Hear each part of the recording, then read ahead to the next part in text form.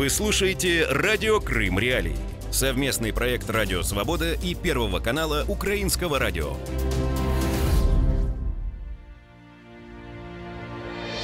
В эфире «Радио Крым Реалии». Дневное шоу с Катериной Некречей. Это радио Крым Реалии 105,9 FM. Дневное шоу, где мы общаемся с интересными людьми и расспрашиваем их обо всем, что интересно нам. Ну, я полагаю, значит, об этом интересно слышать и вам, дорогие наши радиослушатели. Напомню, что в Крыму можете нас слушать, знаете, в 7:35 утра. Это в Крыму в 8:35. У нас сейчас разное время с Киевом, поэтому в 8:35 утра по крымскому времени вы можете слушать нас на 105,9 FM на нашей постоянной радиостанции, ну и также у наших партнеров 549 АМ, это Первый канал Украинского радио.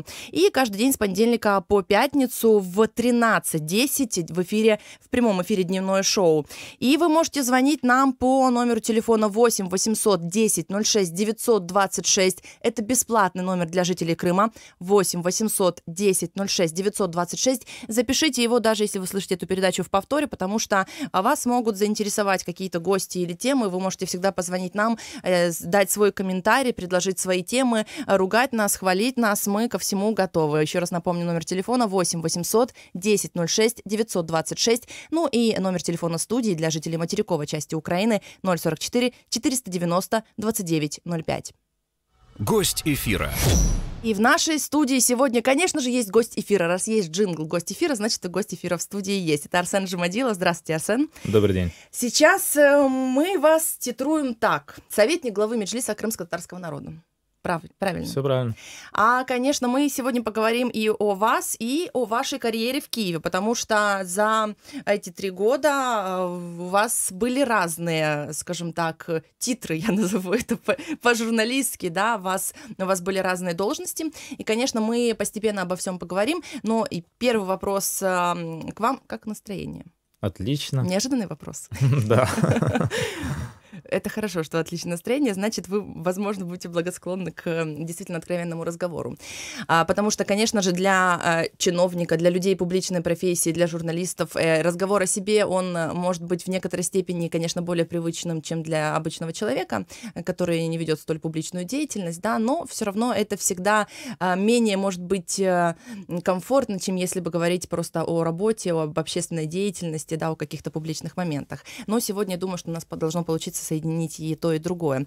Арсен, скажите, когда вы приехали в Киев, как это было и почему вы приехали сюда? Приехал в Киев я ориентировочно в апреле-мае 2014 года, в мае уже окончательно. Почему произошло так? Потому что на тот момент в Киеве, как мне виделось, было очень мало крымских голосов, тех, которые бы говорили правду о произошедшем в Крыму, как в Киеве, так и за рубежом. И я начал в силу и в меру своих возможностей, знакомств, связей активно участвовать в разного рода круглых столах, семинарах, конференциях, где рассказывал о том, что произошло в Крыму. Почему не остался на полуострове? Ряд причин, конечно же, но одна из них та, что я не могу сидеть молча или сидеть сложа руки. И одно, и второе, если в Крыму этим заниматься, это очень-очень рискованно. Поэтому вот с мая месяца 2014 года я в Киеве. А чем вы занимались до мая 2014 года в Крыму? До мая 2014 года я, в принципе, никогда не был на государственной службе. Я после учебы в Киево-Могилянской академии здесь, в Киеве, собственно говоря, почему этот город мне знаком и понятен. И после учебы в Лондоне я работал в коммерческих структурах за рубежом, в основном в Центральной Азии. В начале 2013 года я решил, что необходимо возвращаться в Крым, выполнять установку, построить дом, создать семью, посадить дерево и так далее. В принципе, все установки были выполнены, кроме сына. У меня дочь, но сына пока нет. И ничего не предвещало, как в начале 2014 года, когда произошло то, что произошло. То есть где-то год я пожил в Крыму. После этого я решил, что необходимо все-таки включиться в публичную деятельность, потому что на тот момент, как мне виделось, в этом была необходимость. А что произошло в Крыму вот тогда, в начале 2014 года? Как вы это называете? Нас слушают просто разные люди, и на самом деле на прошлой неделе у меня было интервью с Ильей Пономаревым, с тем депутатом Госдумы Российской Федерации, который не проголосовал за так называемое присоединение Крыма, но в то же время он рассказал такую вещь, что он узнал о существовании зеленых человечков и фактически о российской армии, да, здесь в Украине, только когда приехал сюда, в Киев, то есть, соответственно, после этого голосования в Госдуме, и когда он поговорил с людьми и узнал о фактах. Вот когда вы узнали о том, что происходит в Крыму, и как вы это сейчас называете? Узнал я тогда же, когда и основная масса населения, у меня на тот момент не было никакого инсайда, я не был в тех кругах, которые были посвящены в происходящее. Как я это называю, на тот момент нам, жившим в Крыму, это все казалось каким-то сном. Это все казалось каким-то спектаклем, который разыгрывается понарошку. Не может быть такого, что в 21 веке какое-то государство агрессивно захватывает территорию другого на европейском континенте. То есть это можно себе представить где-то, где угодно, но не в Европе, в ее центре, коим является Украина и Крым в частности. Поэтому казалось, что это все понарошку. Ощущение того, что все всерьез, оно пришло тогда, когда референдум у меня лично, когда был перенесен с конца мая, это та дата, которую изначально назначили, на тот момент еще не оккупационные, я их не знаю, как даже назвать, власти в лице Аксенова-Константинова, когда они перенесли с конца мая на середину марта. Тогда стало ясно то, что форсируется сценарий, что все это всерьез, и скоро будут уже очень серьезные изменения. Тогда мы со своей стороны, когда я говорю мы, это крымские татары, круг знакомых моих, друзей, соседей, мы начали самоорганизовываться в группы проукраинской самообороны, была и такая, но в основном крымско-татарская. Когда мы патрулировали наши поселки днем и ночью, реагировали на те или иные события, на передвижение казачков, военной техники, сообщали друг другу, держали связь, потому что никто не знал, что будет происходить. Были различные спекуляции на тему от полномасштабной войны и этнической резни, и до того, что все будет нормально, договорятся с Путиным, сядут, пожмут руки, к чему-то придут. Вот. Но на тот момент было ощущение, что необходимо как-то самоорганизоваться и что-то делать. Потом произошло 16 марта, так называемый референдум, потом 18 марта, когда уже подписано было в Кремле все то, что было подписано, и стало понятно, что новая реальность абсолютно неприятная. Было ощущение того, что тебя серьезно избили какие-то уличные хулиганы, и ты был к этому не готов. И было понимание, что надо дать сдачи, вот такое эмоциональное, да, но было ощущение, что надо дать сдачи. И тогда же вот в те дни, 29, если не ошибаюсь, марта, прошел Курултай крымско-татарского народа, исторический, по своей значимости, по тому времени, когда он происходил в Бахчисарае, где было принято решение о том, что крымский татарский народ будет реализовывать свое право на самоопределение. Это отличная новость, которую однозначно необходимо поддерживать, и я и был рад. Но вторая новость была менее радостная, но снова-таки я тогда реагировал эмоционально. Я понимаю, что у руководителей, у лидеров народа была ответственность огромная на плечах, и принятое ими решение на тот момент, я его не критикую. Но на тот момент оно мне казалось неверным. Вы говорите о том, чтобы делегировать членов Меджлиса во власть, в оккупационную власть фактически. Да, и я тогда... Ленур Ислямов и Заур Смирнов пошли тогда в кабинеты эти. Да. И Ленур Ислямов и Заур Смирнов, и была еще плеяда, на самом деле, чиновников, более широкая, нежели Ислямов и Смирнов, которая заняла те или иные должности, посты. И на тот момент казалось, что это неправильно. На тот момент единственный человек, который действительно держал позицию от А до Я, антироссийскую, проукраинскую, был Мустафа Джемилев, который был в международном турне и который, по сути, выполнял обязанности министра иностранных дел Украины. Потому что на тот момент в Киеве были заняты дележом портфелей, министры только-только входили в свои ведомства, узнавали, где печать, где мне подписывать и так далее. Реально же время очень сильно сжалось, и единственный, кто адекватно среагировал на этот вызов, был Мустафа Джемилев, который на международном уровне назвал вещи своими именами. И было ощущение, что вот когда Мустафа вернется в Крым, все будет иначе. Мы четко обозначим, что Крым украинский, что крымские татары не восприняли оккупацию, и все вернется на круги своя. Но его просто не пустили в Крым. Потом было 3 мая. Вы знаете, что было 3 мая. Ну, а потом был запрет на въезд не только Джемилеву, но и Рифату Чубарову, и остальным лидерам Меджлиса, и все то, о чем мы знаем. Арсен, ну вы сами затронули эту тему, конечно, потому что наши слушатели уже должны были услышать интервью, полную версию интервью с Ахтемом Чайгозом, которого недавно освободили из крымского СИЗО, да, и он тоже отвечал, ну, мы говорили с ним на эту тему. На сайте Крым Реалии позже выйдет это интервью в полной версии, но, собственно, ошибка или нет была делегировать своих представителей в оккупационную власть.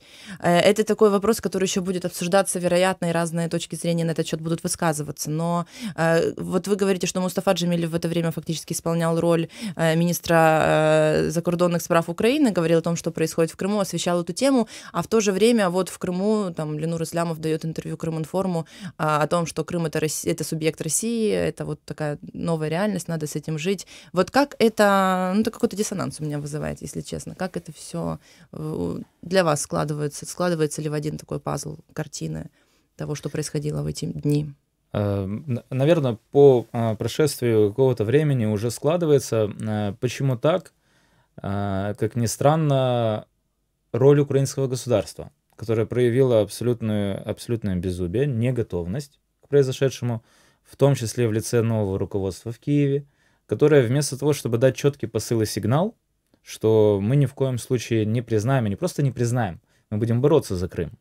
Вместо того, чтобы дать этот сигнал, они что делали? Мы видели даже вот по стенограмме РНБО, прошедшего в конце февраля, когда, по-моему, единственный, кто выступал за действительно радикальные действия, да, так можно сказать, был Турчинов. Все остальные говорили о том, что давайте договоримся, давайте не торопиться, давайте будем... Ну, конец февраля и конец марта — это совсем такие разные, знаете, периоды, потому что в конце февраля еще было очень мало информации. С Киева так и не поступил какой-то внятный сигнал. Но если мы говорим о Меджлисе, о представительстве крымских татар, о Курултае, который тогда голосовал, я понимаю, что были очень кардинально разные точки зрения, и это было непростое решение. Да. Это стоит всегда отмечать, когда мы говорим об этом. Но, тем не менее, вот как может в одной организации, да, назовем это так, поместиться два таких мнения и две таких фигуры, и там как Мустафа Джемилев, Ленур Ислямов и Заур Смирнов, которые пошли туда, да, и люди, которые говорили тоже кардинально разные вещи, хотя вышли они как бы из одного кабинета или из одного зала. Ну, еще раз, на тот момент все же у нас не было сигнала из Киева, без которого мы не могли бы принимать какие-либо радикальные действия. Почему это было важно? Потому что на самом деле крымских татар в Крыму 300 тысяч. Вот я всегда вспоминаю эту цифру в аналогии с цифрой, ну, точно такой же, если не ошибаюсь, еврейского восстания в Варшаве, да, когда они восстали, они думали, что вот сейчас мы победим нацистов, Красная армия стала завислой, на это все смотрела со стороны, при этом за несколько дней было убито 300 тысяч евреев. Ситуация была такая, что, как я понимаю, если бы было принято более радикальное решение, была бы вероятность такого сценария, что крымские татары остались бы один на один с абсолютно малоадекватными военизированными формированиями, ведь эти человечки, они были без опознавательных знаков, они себя не идентифицировали как военнослужащие вооруженных сил Российской Федерации, и столкновение с ними, оно несло бы для нас огромные риски, потому что эти люди, они даже не руководствовались никакими нормами международного права в отношении правил ведения войны. Ведь Путин тогда на тот момент, еще в марте, он только в апреле сказал впервые, в марте он еще не признавал, что это его люди. Так вот, ситуация была такая, что с одной стороны 300 тысяч крымских татар, невооруженных, неподготовленных, ни у кого на самом деле не было ни практики вооруженных действий. Это простые граждане обычные, Украины, обычные граждане, жители Крыма. Тут, да, в принципе, отличать, наверное, несмотря на те страшилки, что в Крыму крымские татары всегда готовились в каких-то лагерях к чему-то, на самом деле это все нонсенс, это все ерунда. Крымские татары миролюбиво жили спокойно на своей земле. Мы не были подготовлены к тому, чтобы в вооруженным образом, в силовом противостоянии с регулярными войсками отбить Крым у оккупанта. Мы к этому не были готовы. И на тот момент риск того, что мы остались бы один на один с ними и повысили бы ставки до того, что вот мы готовы с вами бороться, этот риск был очень реален. Поэтому на тот момент то, что было принято такое решение Курултая, я могу его не поддерживать лично, но понимая, какая была ответственность коллективная за народ весь у руководства, я понимаю это решение, я понимаю, с чем оно было связано. То, что на тот момент некоторые чиновники, они давали интервью действительно не совсем корректно или совсем некорректно выражались в отношении государства-суверена Украины, и даже лидера крымских татар Мустафы Джемилева, это действительно имело место быть. На мой взгляд, это было с их стороны уже ошибкой их личной, тех чиновников, которые себе позволяли такие заявления. Некоторые из них я вижу по нынешнему их поведению, они осознали, что это была ошибка. Некоторые же вот так и продолжают до сих пор с оккупантами работать дальше. Как, например? Как, например, Заур Смирнов, который уже уволен, на самом деле. Вот так вот. Уволился. Арсен Джумадилов в нашей студии. Интересный разговор разворачивается, он тоже интересно. Арсен, а вот вопрос к вам. Была ли у вас возможность войти во власть вместе в компании с Аксеновым? Нет, я не был никогда в публичной политике до оккупации, поэтому на тот момент я не был ни делегатом Курултая, ни членом Меджлиса, ни государственным служащим. А если бы вот вам предложили на тот момент? У меня были такие предложения, потому что у меня соответствующее образование, и многие, или некоторые люди меня знали. Были такие предложения, я их встречал с ухмылкой. Для меня это абсолютно неприемлемо. Абсолютно неприемлемо. Поэтому я не рассматриваю, надеюсь, не буду такое рассматривать. И далее с Арсеном Джумадиловым мы поговорим о том, какой период был в Киеве, о том, как легко ли стать чиновником и продержаться на такой должности. После небольшого джингла мы вернемся. Каждый будний день ведущие радио «Крым Реалии» информируют крымчан о самых важных событиях на полуострове и в мире. Мы вернулись в студию, не успели мы договорить о том... у нас остается, 10 минут с вами, Арсен, для интервью. И вот тут интересный такой период, что в Киеве. Вы приехали сюда как активисты для того, чтобы как-то высказывать, что происходило, очевидно, артикулировать вот то, что ваше знание, и каким-то образом, наверное, просто дать Киеву понять, значит, всей Украине, а что же произошло.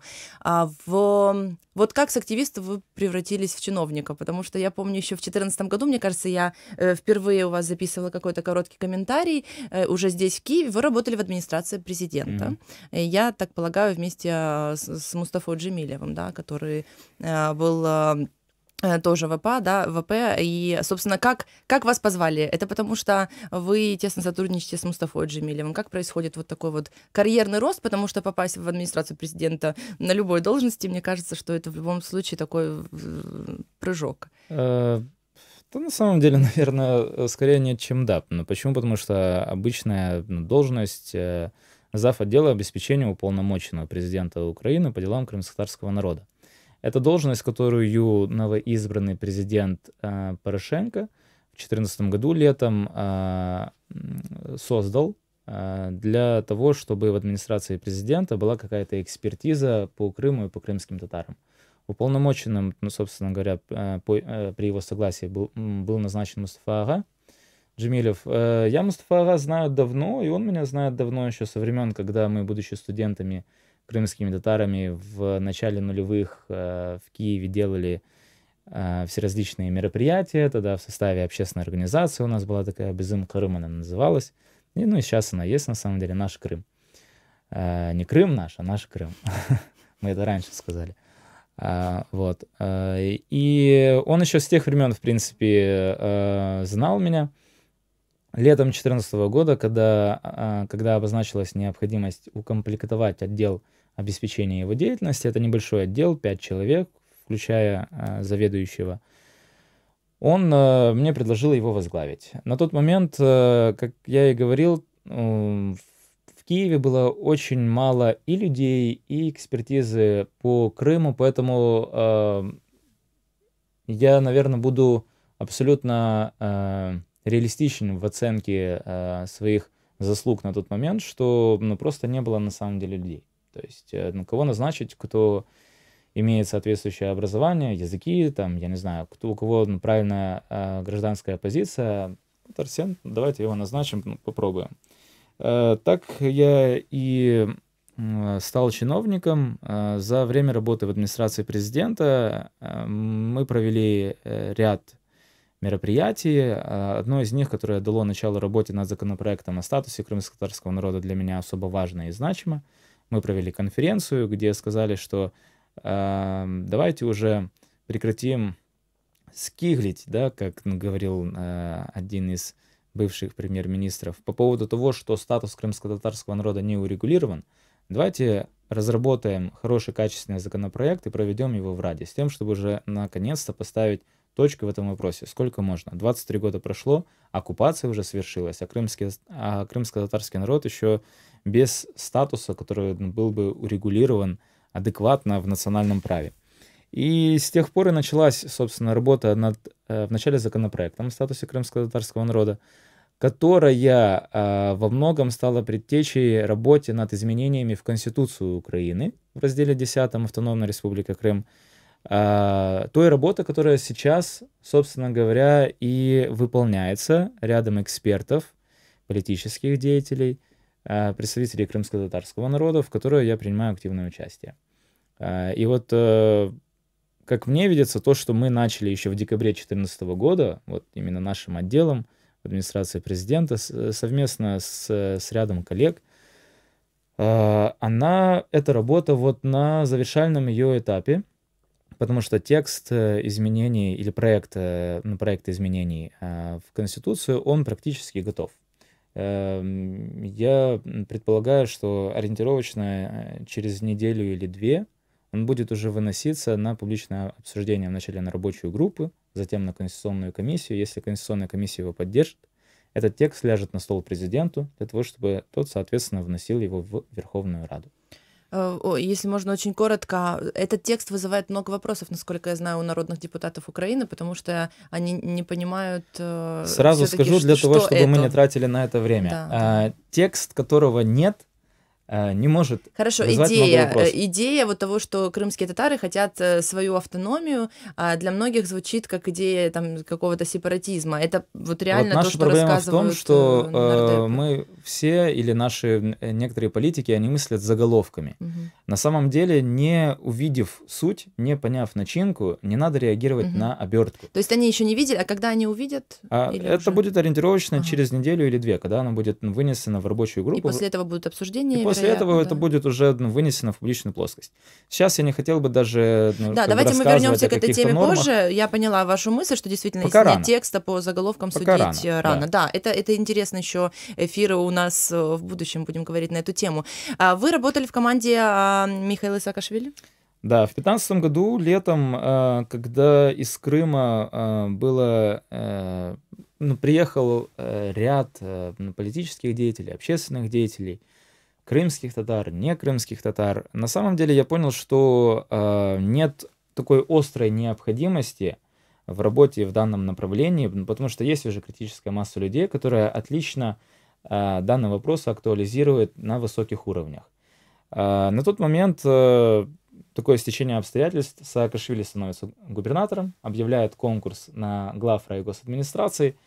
Я на тот момент уже зрело у меня понимание того, что в целом в Киеве есть уже критическая масса и людей, и знания по Крыму, и здесь уже не такой высокий у меня КПД. Я подался на этот конкурс. Он действительно был открытый, он действительно был честный, прозрачный.